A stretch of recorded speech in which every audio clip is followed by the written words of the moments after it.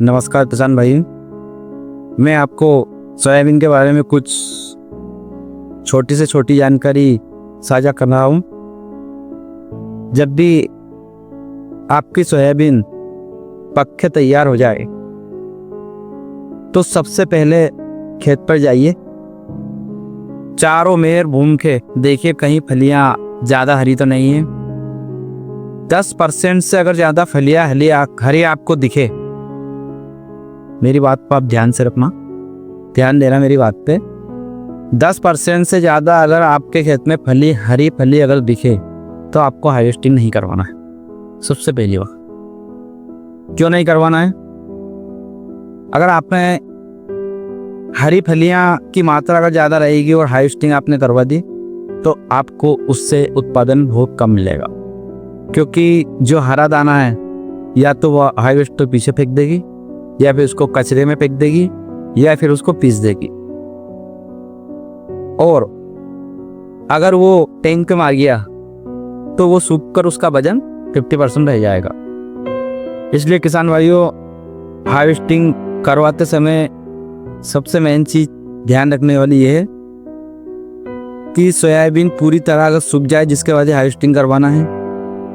कई किसान भाइयों का कॉल आता है मेरे पास और वो कहते हैं कि भैया अगर ज़्यादा तेज हम सोयाबीन ज़्यादा सुखा लेते हो तो झड़ने की संभावना रहती है।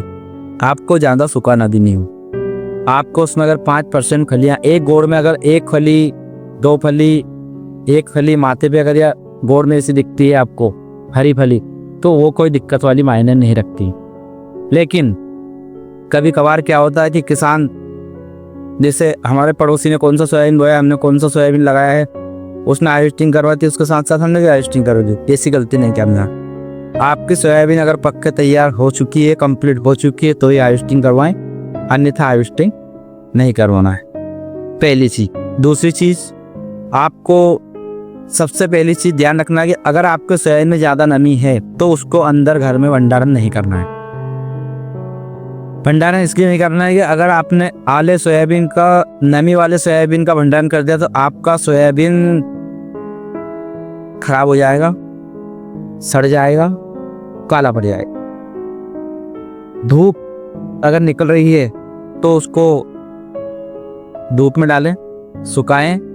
अगर मजबूरी है कि फिर बारिश अगर चालू हो गई तो उसको आप ऐसी जगह पर डालें जहाँ पंखे की व्यवस्था हो, या उसको इतने पतले कर दें कि वो उसमें मतलब उसकी मोटाई कम कर दें, ताकि आपकी सोयाबीन सूखने में ज़्यादा समय ना लगे। पंखे की व्यवस्था कर दे, कूलर हो तो कूलर चालू कर दे, या ऐसी जगह पर उसे डाल दे जहाँ पर आपकी सोयाबीन सूख जाए। तीसरी बात, अगर आपके पास स्पाइलर है तो आप उसको तुरंत, जैसे आज सोयाबीन कट्टा खिलाए तो उसको ग्रेडिंग कर दे, ताकि उसका जो नमी वाला कचरा है वो अलग निकल जाए, तो आपकी सोयाबीन खराब नहीं होगी।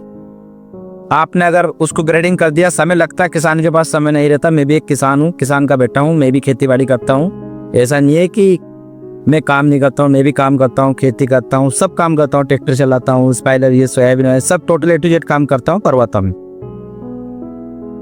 किसान भाइयों, हम किसान क्या करते हैं कि फसल को तो घर तक ले आते हैं लेकिन उसका रखरखाव नहीं कर पाते हैं। इसलिए हर किसान भाइयों से मेरा निवेदन है कि सोयाबीन में छोटी छोटी बातों पर ही ध्यान रखना पड़ता है। आप उसको सुखा लें, जिसके बाद ही भंडारण तक। कभी कभी क्या करते हैं कि किसान डायरेक्ट लाते हैं और ट्रैक्टर ही ढोल देते हैं। उससे क्या है कि सोयाबीन आपकी काली पड़ जाती है, बेकार हो जाती है। बेकार होने में उसको आपको 3 तरीके से घाटा रहता है। पहला घाटा तो आपका ये रहेगा कि आपने गिरा सोयाबीन का ढेर लगाया, उसका मतलब वो उसमें अगर कुछ भी खराब हो गया तो सबसे पहले तो उसका वजन कम होगा। वजन कम होने के साथ साथ उसका आपको काला पड़ जाएगा। काला पड़ने के साथ साथ उसमें आपको क्या हुआ कि उसका जो भाव है मंडी मार्केट, वो भी आपको नहीं मिलेगा। इसलिए किसान भाइयों, मेरा एक ही आपसे कहना है कि फसल पैदा करें, अच्छी करें, रखरखाव अच्छा करें। कई किसान भाई क्या करते हैं, जल्दीबाजी में सोयाबीन को बिगाड़ लेते हैं, खराब कर लेते हैं। इसलिए आज मैं इसलिए इस वीडियो को बना रहा हूँ कि मेरे जो भी किसान भाई हैं, कम से कम उनको उस चीज़ का तो अनुभव रहे कि अपनी सोयाबीन खराब ना हो सके। अगर आपको खेती किसानी में मेरे द्वारा दी हुई जानकारी अगर अच्छी लगे तो मेरे को लाइक करें, सब्सक्राइब करें। फार्मिंग बाय मोहित को लाइक करें, सब्सक्राइब। जय हिंद, जय भारत।